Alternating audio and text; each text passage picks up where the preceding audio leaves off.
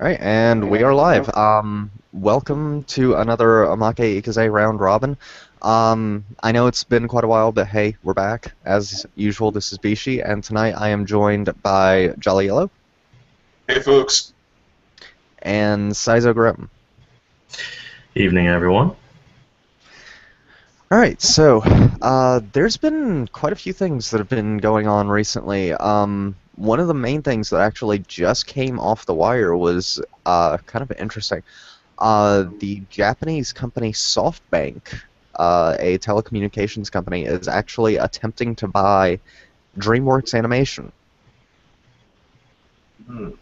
So it's going to be interesting to see how that shakes out. I believe that the figure that they were talking about was 32 $32 per share, which is about $10 higher than what it closed at. Roughly about $3.4 billion is what they were looking at.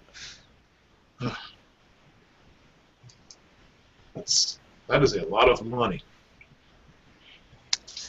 That is a lot of money. I don't care what system of mathematics you use. That's a lot of money.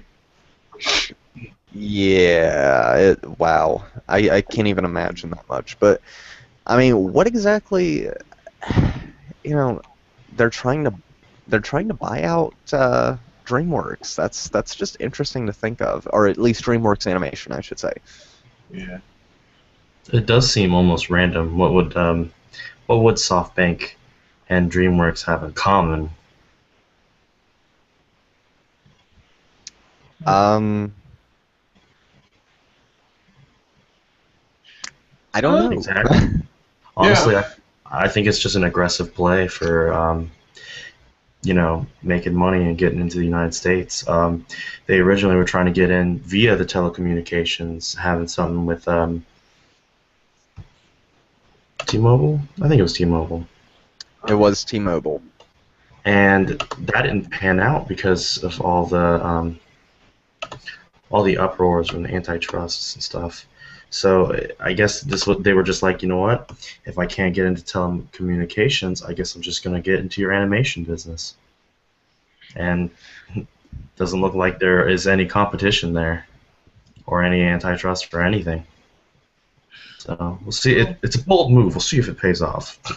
Yeah. I guess in the world of animation, there hasn't been too much worry over telecommunication monopoly like phone service has been in the past. And we remember the old Mob Bell and all that stuff. People were very sketchy and scary about antitrust stuff when you talk about telecommunications and satellite cable and all that. I also find it interesting that SoftBank apparently tried to buy Universal Music Group last year. So I don't know what their move is. I don't know what they're planning, but they seem to have something going on. It'll be interesting to see how it pans out. Yes. As a quick aside to all of our fans watching, we do have, if you're watching on YouTube, you should be able to use the Q&A app, and you can type in any sort of questions or comments that you have, and we'll be following that. I'm following the Q&A and the comments on the YouTube page directly, so if you have anything to add or ask, feel free to go ahead and type it in there. Let's see. Other than that, I mean, that was something that just came down off the wire, so it was kind of interesting to see. Other than that, I know Jolly Yellow, you were wanting to talk a little bit about the series premiere of a certain show. Yes, talking about the new TV series Gotham, which basically this is a new take on the whole Gotham City mythos. One major difference from a lot of the other Gotham-related material we've seen is there is no Batman, or at least not yet. Bruce Wayne has, like, the series actually started off with Bruce Wayne's parents being murdered, so we're still talking like a 8 or 10-year-old Bruce Wayne. So Batman is a far off thought.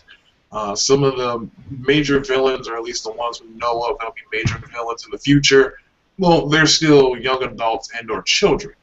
So you see Penguin, who's like a minor little nobody in the Carmine Falcone syndicate. Then you see Catwoman. She's like just a scrappy little teenager who's just hopping around rooftops, pickpocketing people on the street to survive.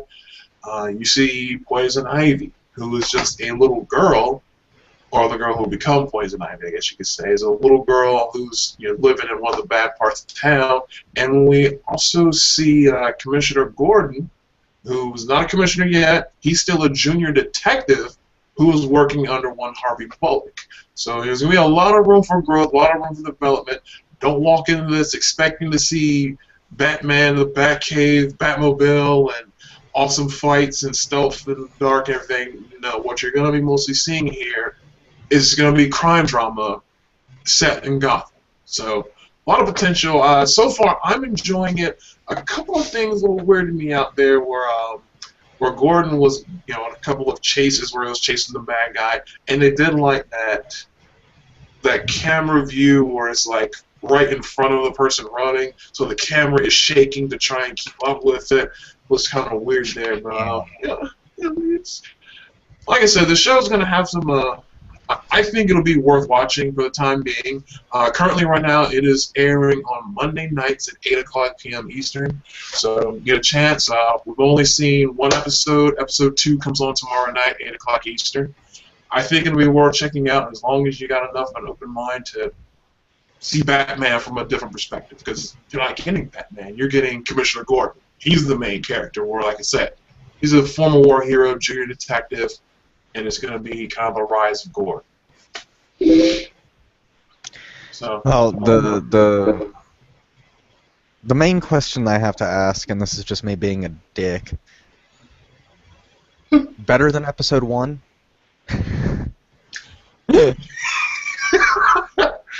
I personally would say better than episode 1, just to satisfy that. I don't know if you, just in case someone seriously likes to ask that, I would say yes, because, well, mainly I'm enjoying it so far because it's a different take. Again, like I said, there is no Batman, there is no Joker, so, we got to get our material from somewhere else, and so I think it'll give us a chance to see a lot of what you don't see in the Batman movies. In Batman movies, you see, the Joker, you see Bane, you see those super-class villains almost. You don't see just the regular crime that's going on in these cities or in the city. Just basic mafia this and random muggings that. A lot of that stuff happens in the city and people just don't pay attention to it. So I think it'll be a good chance to put a spotlight on that. It definitely sounds interesting. I might have to catch it on demand and see what I think of it, because I don't know. For me, like going into a Batman movie, it always seemed a bit far-fetched for like all of these superheroes to just, or the superhero and all of these villains to just so happen to be in this one area. I can understand that. So you might want to give Gotham a little bit of a try because, it's, like I said, it's more down to earth. It's more relatable crimes. I think it's more like stuff that you would actually see in a major city. So I guess you could almost say it's Law and Order Gotham. Hey, I can get behind that. Yeah, I mean, and it shows Gordon having to make tough choices. He's put in tough situations. So I think it's worth at least checking out an episode or so. I think, oh, and also forgot, with the Gotham City Police Department, the forensic scientist is one Edward Nygma. So. Oh, lovely. Yes. And whenever he's describing his findings, he has a habit of asking in the form of riddles instead of just straight saying, I found this, I found that. So, get you a couple of giggles and laughs there in each episode. Well, I guess kind of move on there. That was first episode of Gotham. Now, what was it? This past Tuesday, I believe it was. It was Tuesday, 9 p.m. on ABC. By the way, Gotham is on Fox, that network Fox, Mondays, 8 p.m. Eastern. Now on Tuesday, 9 p.m. Eastern time, we had the season 2 premiere of Marvel's Agents of S.H.I.E.L.D. And for anybody that doesn't know, this is following Agent Coulson from the first Avengers movie and kind of his storyline and exploits with a small team of S.H.I.E.L.D. agents. And also it ties into the actual Marvel movie franchise. So, for example, the things that you saw in the Avengers movie, the things, if you have seen Captain America and the Winter Soldier, those events actually are having an effect on the TV show. And not to give too much of a spoiler, but with the things that happened to S.H.I.E.L.D. in the second Captain America movie, Coulson is now trying to deal with the fallout in the S.H.I.E.L.D. TV show. So season 2 of that premiered, in which it started off with them trying to still get things back together and get the house back in order, trying to figure out how to explain without giving this straight too much away for people that may not have caught up yet. But yeah, one of the main things that's going on is Coulson he's basically trying to rebuild S.H.I.E.L.D. from scratch now, after all the damage, and you can see that damage in Winter Soldier. Sounds really interesting. Yeah, it is. I think it's worth it. Looking good so far. They're looking to line up a lot of guest hosts this season. I mean, not guest hosts, but guest stars.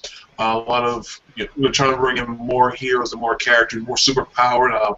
Just the episode that just came on this past week, they actually had Absorbing Man, who he's a lesser-known Marvel character, but he is one who has the ability to, whenever he touches an object, he can actually turn his body into that object. So he can touch a diamond and then turn his body into living diamond. And when your fist is hard as a diamond, of course, it can be a little tough to fight. They actually had Lucy Lawless as a guest star in that episode. So to start getting a little more star power in these episodes. So that's a start. It's a start. I think it might be worth checking out, especially if you've already seen season 1. But I think you're probably going to need to see season 1 to fully understand what's going on in season 2. And then, of course, like I said, it ties into the Marvel Cinematic Universe, so it helps to be up to snuff with those as well.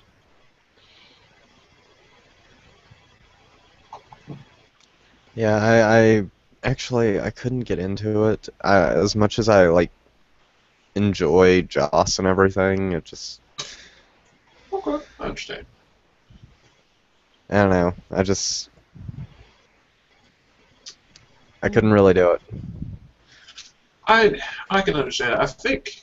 I don't know, maybe it's just a matter of my tastes are starting to change, and I'm kind of starting to be less for the big, over-the-top Iron Man, Thor, huge explosions, summer blockbuster type comic book stuff, and I'm starting to get to the more mellow stuff, where there's not as much emphasis on superpower this and superhero that and supervillain this.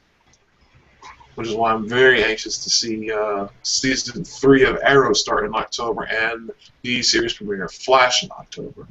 Even though, well, interesting on Flash, since he's actually got superpowers.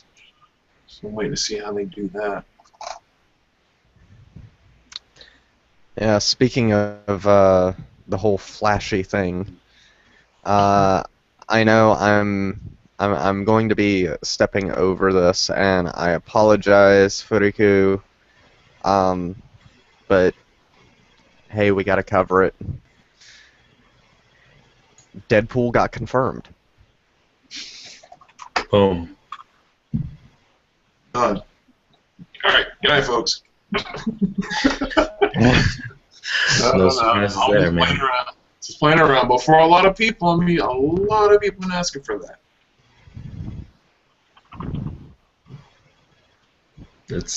I mean, we've seen the trailer. Everyone has seen the trailer. You two had seen the test footage thing, right? Yeah, it's Deadpool. Yeah. I'm feeling it. Yeah. So, Let me make sure of something here. I believe that they said that it was, what, a 2016 release that they were talking about? I don't recall seeing anything on a release, but there could be a date on it. Let me check here. I think one of the most interesting things we're going to see is how a Deadpool movie would be marketed, because let's be honest, a Deadpool movie would just about market itself. Yeah, winter 2016. Honestly, I could see Deadpool trailers and interrupting other commercials. Like how Old Spice did that with some like bathroom thing. Like the lady was cleaning and Terry Crews was busting out of the toilet like, Old Spice is too powerful for its own commercials. I could see Deadpool just you're watching a commercial you've seen tens of thousands of times, but in the background he's like on a unicycle just going by. That's it. It's just little things, and then closer and closer you get to it, they get bigger and bigger and more obnoxious to the point where he's just hijacking commercials. That's marketing, man. Yeah, I can see that happening. Definitely. And I mean, in it'd the be hard to convention pull off. circuit, I mean, the convention circuit, they don't even have to market Deadpool on the convention circuit because it would literally do itself. I mean, come on, as many Deadpool cosplayers as we see everywhere now, let them find out there's an official movie. It's gonna get reckless. Yeah. And their marketing budget could be zero, and everyone will still know about that movie. Yeah. I wonder if he's going to get another video game. It's gonna market itself. Let's face it. Yes, it will. But so that was actually finally confirmed for a winter 2016 release. So much fingers crossed. If these studios are fucking with us, there's going to be a major revolt. They're gonna walk outside. They're gonna look out their windows and see a sea of people with torches and pitchforks outside their windows. Remember the winter of 2016 where you didn't deliver what you were supposed to deliver. We're here to burn your shit to the ground. Right. I mean that's what it's gonna be. Instead of V masks, we all have Deadpool masks. Boom. Don't joke. Oh god, I can actually see that. Don't joke, man, because you know that would probably actually happen. Does that make me liable? I don't think my insurance covers that. And then all the major cons, there's going to be a flash mob of Deadpools doing that same thing. No, we don't need that in our lives. I kind of do. But I prefer the movie, in all honesty. I'd like to see what they do with it, and I hope that it will be good. Deadpool requires good dialogue, so the writers are going to have to bring their A game. Yeah, that's definitely the. There's no way around that. Yeah, anybody can do the action that Deadpool does, but that dialogue, man, that guy comes from nowhere with some of the craziest stuff. And some of the greatest lines. Yeah. So, it's going to be interesting to see how this turns out. I'm definitely going to be interested in seeing like the theatrical trailers and everything else that they're going to be putting out for this, because I know that they're going to like troll everything that they can get their hands on. Yeah. Talking with Maverick about that a few weeks ago, I'm like, it'd be awesome if he just starts trolling other Marvel movies where he's actually in the movie doing something. He's only on screen for like 10 seconds or something, and then he immediately gets tossed out or something. But I think that would just be the greatest way to do it. Have him like swinging in, trying to follow Spider-Man or something, or like trying to get into like the Fantastic Car with the Fantastic Four as they go off on a mission or something like that. Just have him start trolling other heroes left and right. Actually, the Oh, car would take please. off, and he would be the driver, and then they're just like, wait, who's driving? Hola! Yeah.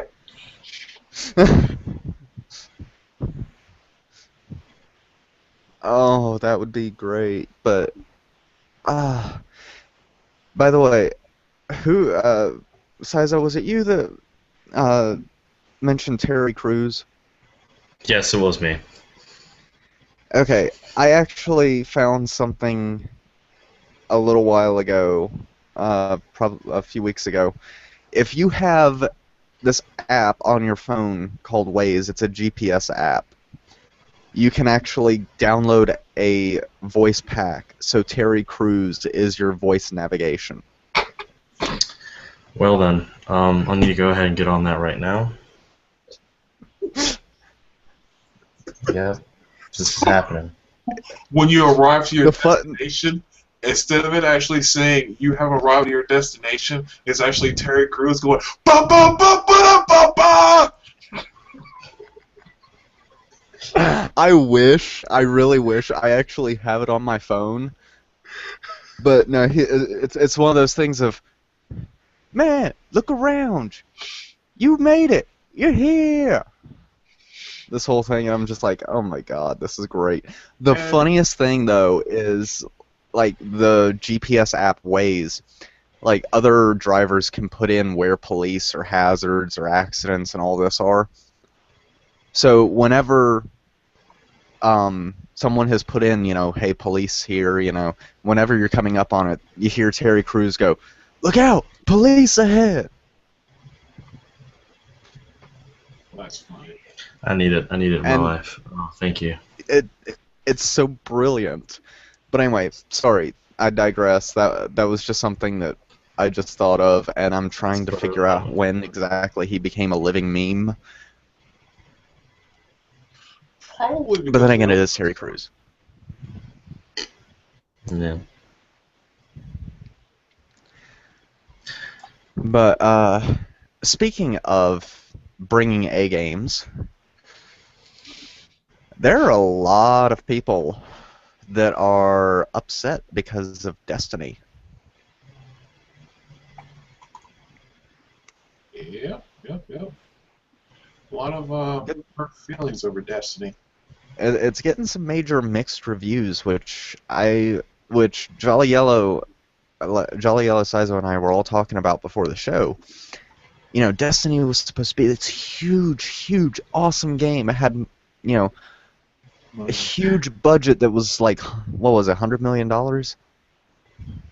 Something ridiculous. Yeah. Yeah, that is kind of ridiculous. It was just a big O game, and they were worried that, oh man, we're not going to be able to even make that back. But I mean, the sales were good, but mixed reviews from people. From people I know that have it, it's either it's the best thing ever, and you need to get online so we can play, or it's a waste of money, and there's no middle ground. It's all right.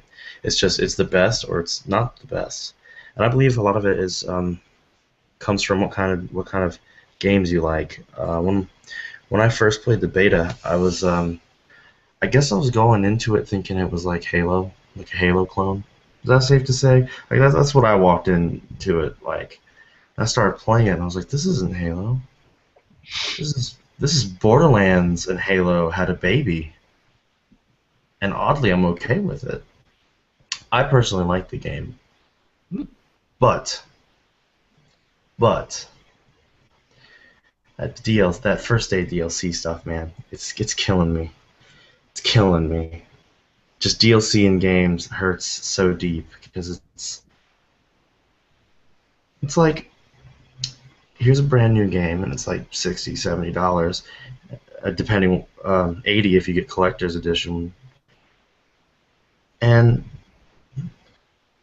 you're like, yeah, I got this game. You start playing it and you fall in love with it and all is good, and then it's like, oh, BTW, there's some DLC you don't have yet that we just we released first day. If you want it, pay us more money. And it kind of hurts. Now I haven't played any of the DLC, so I can't say whether it's worth it or not. There's some DLC that is clearly worth buying, but I'm in no rush to buy any DLC until I can find out a little bit more about it. Whether like how many is this going to be like Borderlands where it's like buying a season pass will be good. There's going to be just a garbage ton of DLC, so might as well get a season pass. Or is it going to be like one or two, and it's going to be things like there are new bikes or new ships? Okay, so quick thing, Destiny actually, Activision invested $500 million in Oh, development, marketing, packaging, infrastructure support, royalties, and other costs. oh man. And just to let you know how big of a leap that is, apparently the previous most expensive game ever was Modern Warfare 2 back in 2009 at $200 million. Actually, there was one more than that if you take into account marketing costs as well. Grand Theft Auto 5, the estimated total cost between development and marketing was $265 million. I got you. So, okay, yeah, GTA 5, I have it. It's a good game. Destiny, I don't have it, but from everyone saying that, hey, I just got this game that, $60, $70, $80 depending on the version you buy. And first day there's DLC that you need in order to what is it? Is it DLC in order to play multiplayer? Oh no. That's having like if you're on the Xbox, you need Xbox Live. If you are oh wait, no, I know what you're talking about. I have it for the PS4. There was like And- DLC in order to actually play a different mode or something. Yeah, there was a problem because like if you had like the free PSN, you didn't get to play multiplayer. You could play other things, you just couldn't play multiplayer. You couldn't stack up with your buddies. But if you actually paid for the PlayStation Network, like basically it's like, oh yeah, you can do everything you want now. I do recall that, yeah. Yeah, and then there was something else that they like, I expect when I get a game that it's It's at it's going to be invested in it. done. Exactly.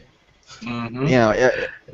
If I a get a full- game that I consider on this A plus or triple A tier where, it's been in development for a while, it's made by a huge developer. Now, I understand indie games, other stuff like that. If it's not fully complete or there's something else that needs to be added right after release, that's one thing. Because I'm usually not getting charged, $60, $70, $80. I'm getting charged maybe $10, $15. And then the DLCs maybe another 3 to 5, depending. I don't know. It just seems like the whole DLC thing has gotten out of hand. It seems like I don't know. This seems like over time now, DLC has gone from okay, we released this game a couple of months ago, but we were working on this one little thing that we didn't have quite time to fit into the final product, so we're going to give you this. Or maybe okay, this game was a mega hit. We know you liked it a lot, so we're going to give you one last little thing to play on this game before we go to work on something else. Now it's just like, we're going to use DLC to make more money. Yeah, it's nickel and diming. Yeah. Nickel and diamond, man. I mean, you go back to the days of, like, the Nintendo 64, I'm going to go crotchety old man, I guess, where, when you made, like, Donkey Kong Country or something like that, you couldn't depend on making a DLC later on. Rare had to get their ducks in a row, and that shit had to be right when it went out the door. If they came up with a new idea, that's Donkey Kong Country 2 and 3 and Donkey Kong Country Returns and all those. You couldn't just like, oh, I'm gonna make a DLC and make them pay for it all over again after they just paid $60 for Donkey Kong Country. My old man rant. Yeah, I mean, but let's look at this completely like, the old men in the room. Let's look at GoldenEye. They couldn't get the stuff right with the very first mission, the dam, with the guard tower that was way out there with the boat that you had to go across and get all this stuff and then jump. So what did they do? They scrapped that part of the mission but left the structure itself in. It was still a complete game. Mm-hmm. It was still a complete game in the fact that they actually, one of the last cheats that they had, there was actually a missing sort of thing down there it was supposed to be like all bonds mode for the multiplayer game, which they actually had all of the skins in the code itself, but it wasn't released because they couldn't secure the likenesses. It's still a complete game. Yep. They instead of doing what's done now with a lot of games where they just keep pushing it on the back burner and everything, they were just like, all right, well, it's getting close to finishing time. It's got to be out in 3 months. Screw it, take all this out. It still runs fine without it, right? Yep. Okay, good. We're good. Yeah, and I do think there's pressure coming from marketing divisions on this stuff. And at this point now, it's like the developers and the publishers aren't even deciding when a game comes out. Now it's almost like marketing is deciding when a game's going to release. To like look at your Call of Duty games. It's always got to be like that first or second Tuesday in November when the Call of Duty game comes out for the year.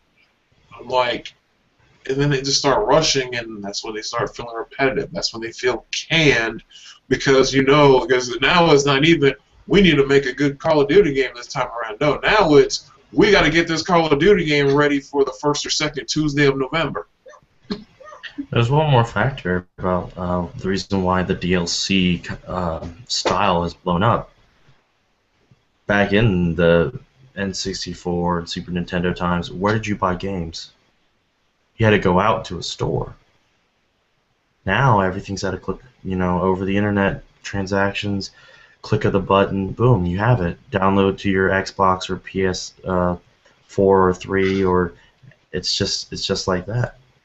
And because of that, it's like, look at the success that certain games had, where they made a just garbage ton of money because they made a full game, and then it was a hit, so they're like, oh, we'll have some DLC.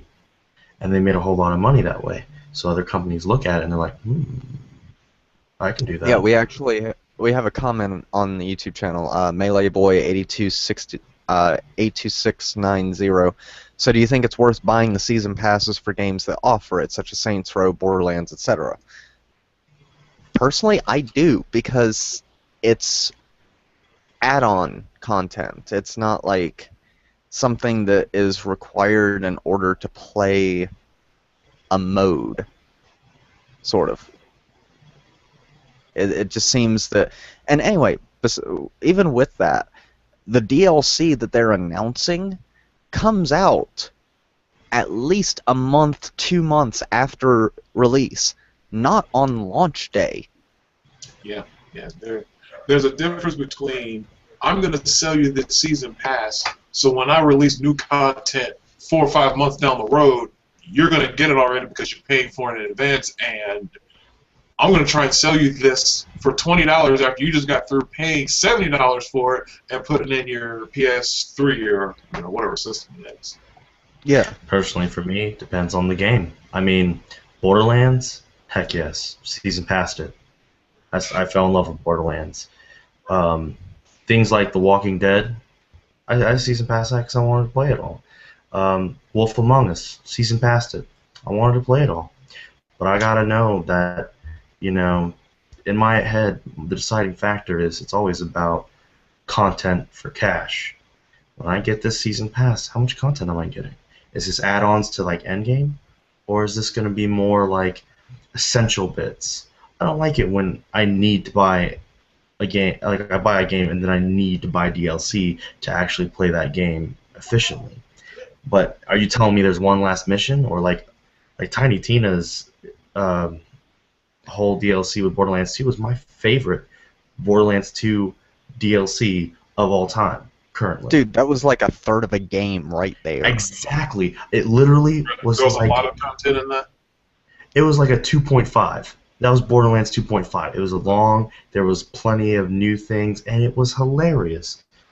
To get through just Tiny Tina's DLC probably took like at least what 10 to 20 hours. Oh wow.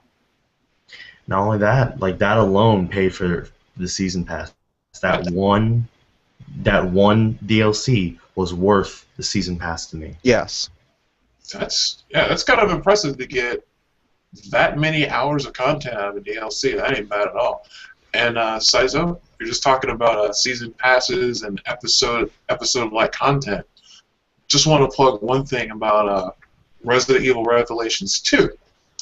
Apparently, Capcom is looking into possibly doing an episodic release, almost like what Walking Dead games are doing right now. So they're saying they might borrow that model, so it's going to be every so often you get a new episode of Resident Evil Revelations 2, which if you recall, the first Resident Evil Revelations, the chapters were broken into episodes. So as you went on in each part of Resident Evil Revelations, it actually said, last time on Resident Evil Revelations, and they did it almost like a movie or like a TV show, almost like an Alan Wake thing. So they're saying they might look into doing episodic releases of the content, kind of like Walking Dead. So just want to throw that out there real quick.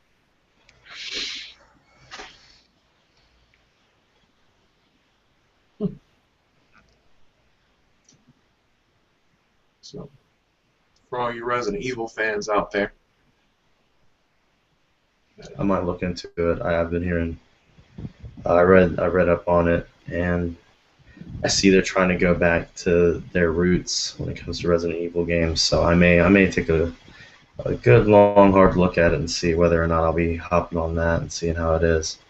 I think it might be worth watching. Another thing, I think this might be, and won't this be the first time? I think it's going to be 2 female leads on this one. It's supposed to be Rebecca Chambers and Claire Redfield. I think that's the first. This will be the first Resident Evil with 2 female leads. So you can't argue with that. But I mean, see, my whole thought, especially with Destiny, is they cherry-picked a lot of things from different games that made them successful, which, hey, good on you. If you're astute enough to actually go, okay, this is what made this game awesome, this is what made this game awesome, let's tweak these, put it together, throw in a few other elements after we tweak it, put it all together, that's fine. But it is getting panned by a lot of the critics.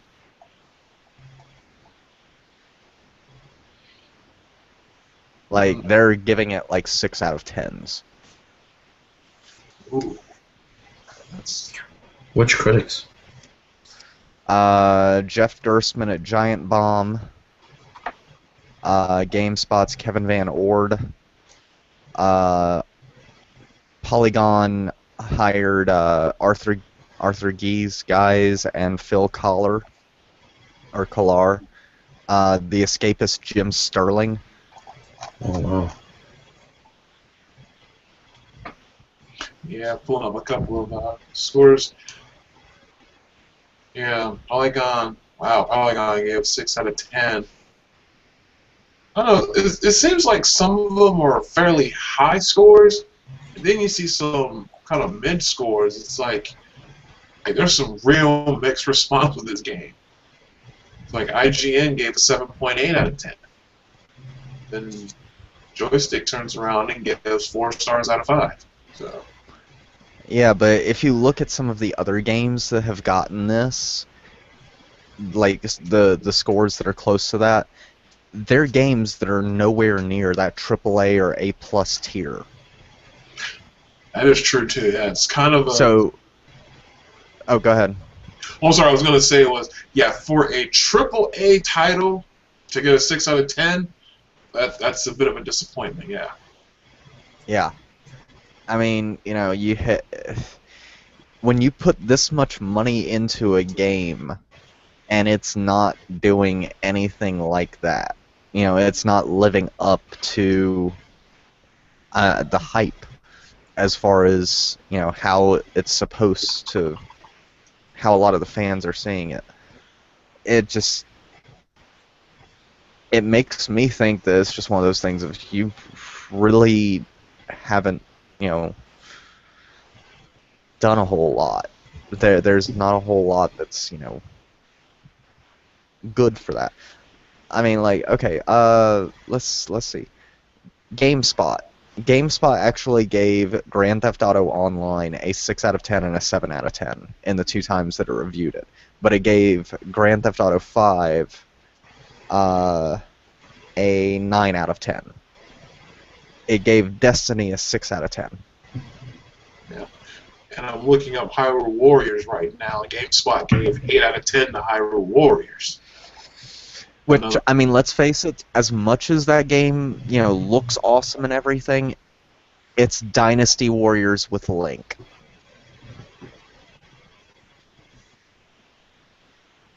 Yeah. But I'm sitting here looking at the spread of scores, and they kind of look about the same as Destiny.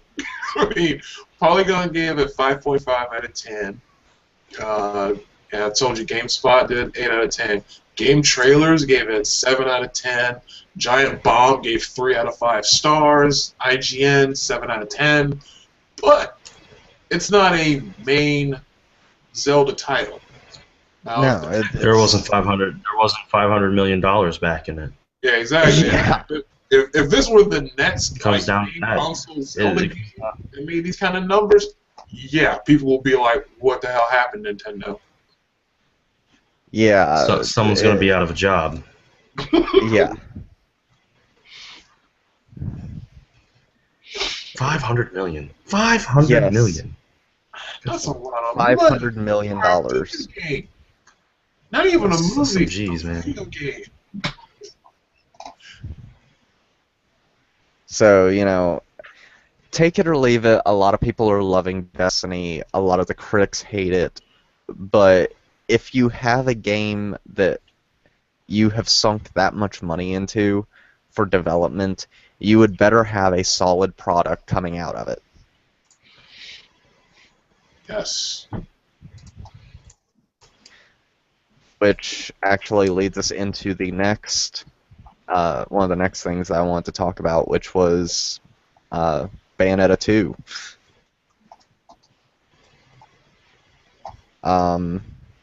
Apparently the sales have been lackluster, to say the least.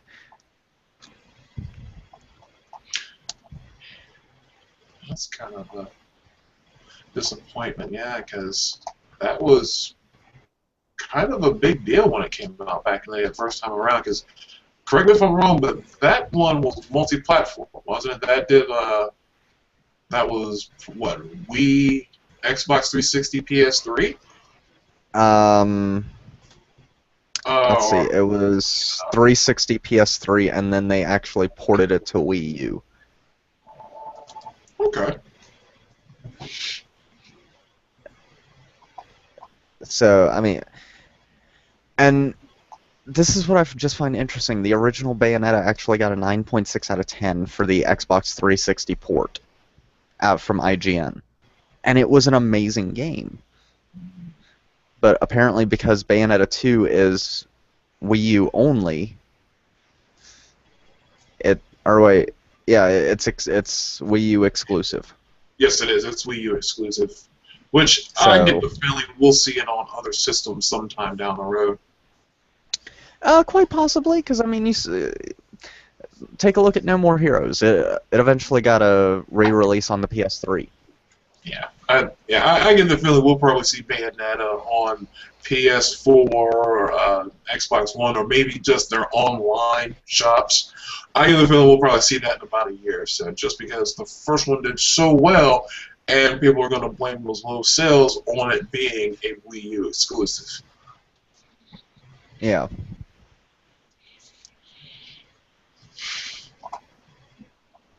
So it'll be interesting to see how that pans out, because we actually over here will not be getting it for another month, roughly. October 24th is when it's slated to release here.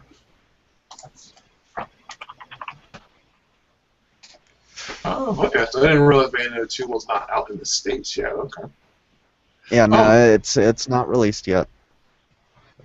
okay. So right So now it's only out in Japan. All right. yes, it is out in Japan. It's been out since the 20th, and it will actually be released worldwide except for Australia on the 24th. It will be released on the 24th of October. It will be released in Australia on the 25th of October. Well, So they have okay. to wait one day. So it's been available in. Okay, so this is the first week of sales in Japan, and we're seeing its low sales for the first week in Japan.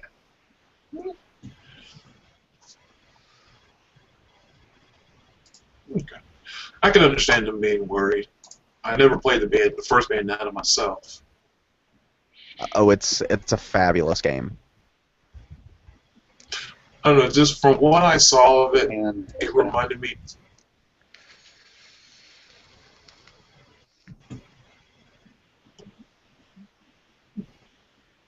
it reminded you of what? I was gonna say, I don't know, it just seemed like it reminded me too much of like a Devil May Cry. So, you know. But again, that's purely from looks. I never actually played it, so I could be wrong. So feel free to say you're wrong.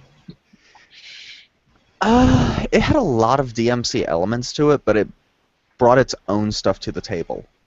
Hmm.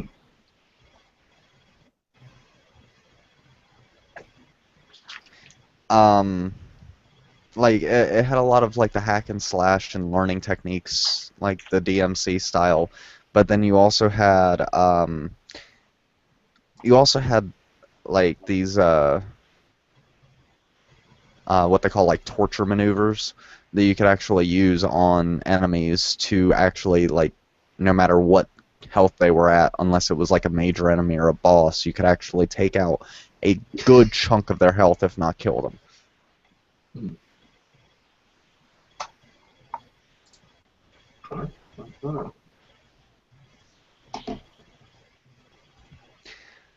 Huh. But I think that's enough of us ranting about video games. So shall we go ahead and talk about the somber moment that occurred yesterday? Yeah. Oh yeah. Mm. So childhood as we knew it died yesterday. R.I.P. The last holdout of the hallowed Saturday morning cartoons was the CW, I believe, and they had their last showing of Saturday morning cartoons yesterday. So September 27th, 2014 was the end of Saturday morning cartoons as we knew it.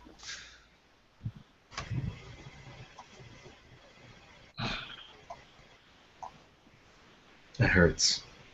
It really does. I mean, I'm sure all three of us here right now, probably every member of OI, most of the OI fan base is old enough to have some memory of getting up on that Saturday morning and changing it to whatever show you were watching. And then it's like, wow, it's gone. Yeah. Yeah, it's been around since Let's take it. 61. Yeah, since the 70s. But yeah, that kind of sucks. It does. End of an institution. Man, it's just like, what's left? What do you do? Try not to cry. Curl up in a ball. Cry a lot.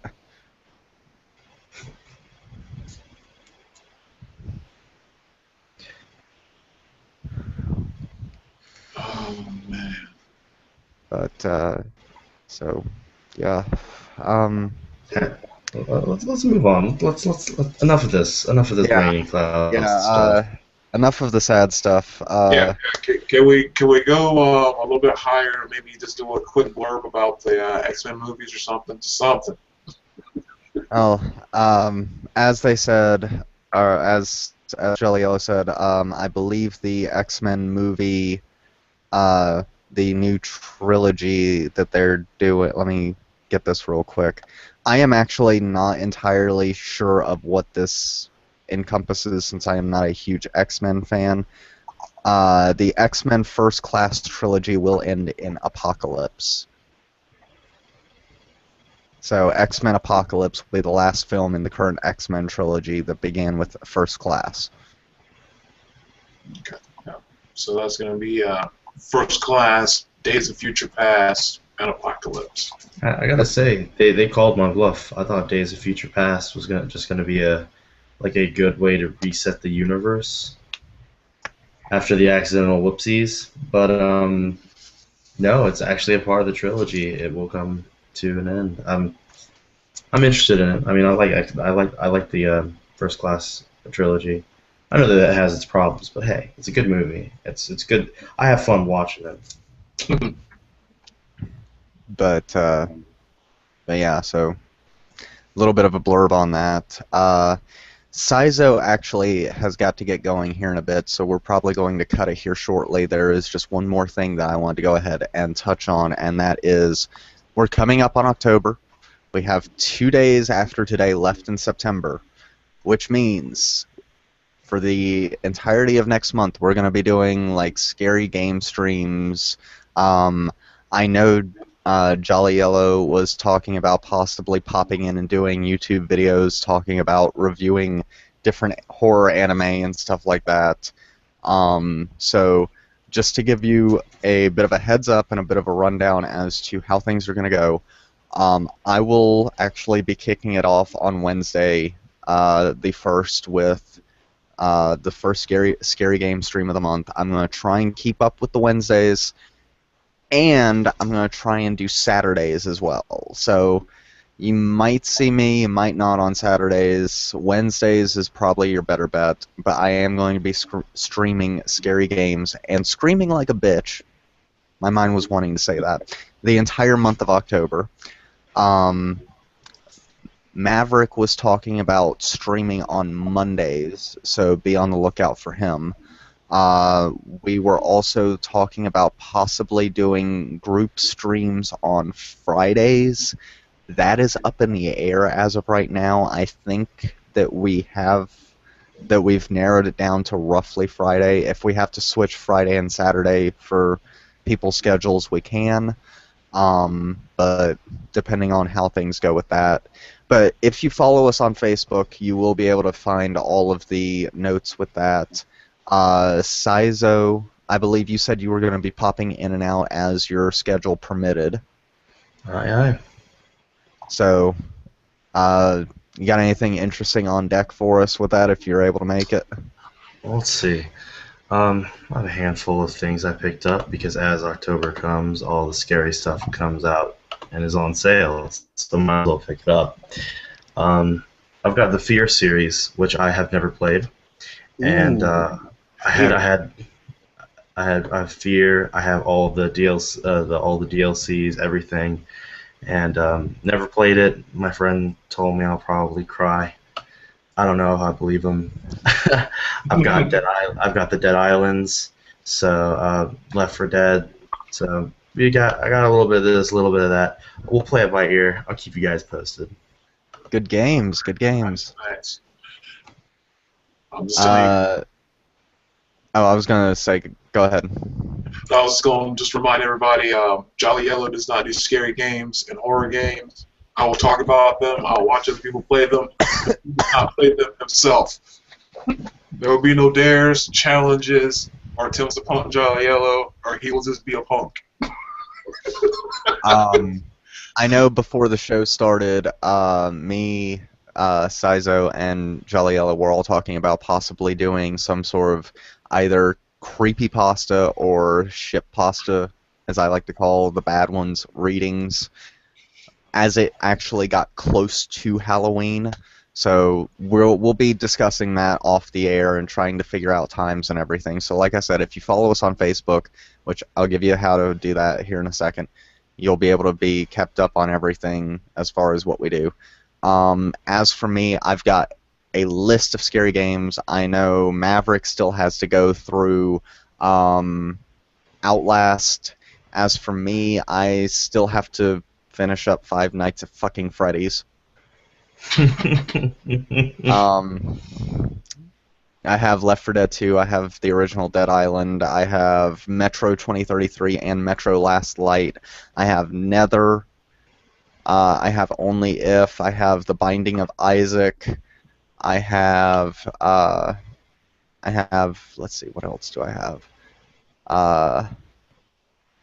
I have a few other things. I have a lot of I have Slender the 8 Pages, I have Slender the Arrival, I have some of the SCP games, I still have White Day, I have not forgotten about White Day, for the love of God. I still remember that game. That game haunts me with the sound of keys jingling.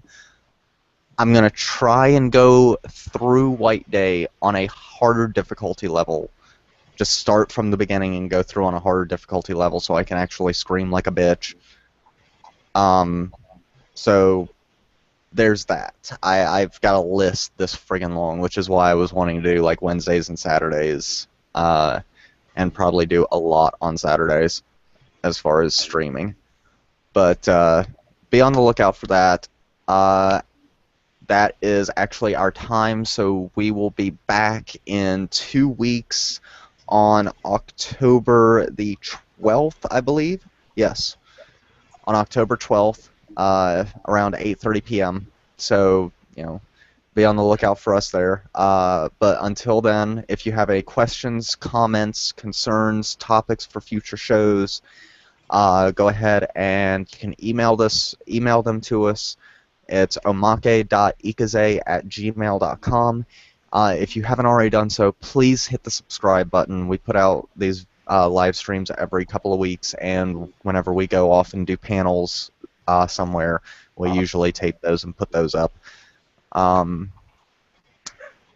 can follow us on Facebook. It's facebook.com/Omake Ikuze, all one word, OMAKEIKUZE. Our Twitch channel, as to where we're going to be doing these live streams, is twitch.tv/Omake_Ikuze_games. I think that's it for all the bill paying. Anyone else have anything to add before we head out? No, just want to include, I guess, in addition to any questions, thoughts, or things you might want to say to us, we may be willing to accept requests on things you might want to see played on the channel. So if there's maybe a little known game that didn't get a lot of attention, recommend it to us. We might own it already, and we can give you some gameplay footage. Maybe there's something new about to come out, and you'd like to see, Bishi get scared out of his wits or something, because apparently he's into that. I do it for the fans. Right. I don't know, Jolly. Sizo wants to start blowing motherfuckers away.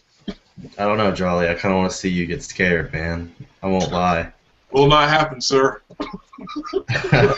You say that. I want to see Jolly spend 5 nights at Freddy's. It won't happen. I will go out and get into another job. I will become a drug. Oh, snap. Resignation, everything. Oh. But Yes, sir. yeah, if you have requests for any sort of game that you want to see us play, we might already have it, or we might have we'll have means of getting it, that sort of thing, and we will see about putting it in. But I know my October is going to be slam packed of all these different games that I could play. So unless I already have it, it might be a little hard to get that in. But oh, right, group night. There's another one that we could do is Damned. It's a Oh fun one. yeah, that's the one where it's like four people trying to get out of a house, and the fifth person is playing the monster, I think. Yeah, and the fifth person has to try and like get all the other four, and And like voice chat can be enabled between the four, and if one of the four gets taken, you can't hear that person anymore. Oh no, we do need to do this. that might be worth it. That might be worth it. That might be one where Jolly is willing to play and get scared. Oh yeah. Hey, it's actually a pretty good game, so we might try that for one of the group nights. Don't quote me on it, but we might try it. So we'll see how it goes. I do know that Saya is actually willing to get in on the group night with at least Left 4 Dead 2. We're trying to look into some interesting mods that we have. So if anyone out there has some mods that they'd like to recommend, go ahead and do that as well. But let's see. Yeah, send that to the email or post to our Facebook page. Either way, we will get it. But until next time, which October 12th, we will, be doing life and streaming and all that other stuff. So until then, this has been Bishi, This has been Jolly Yellow. And Sizo Grim. and we will see you next time, guys. Take care. Good night. Good night.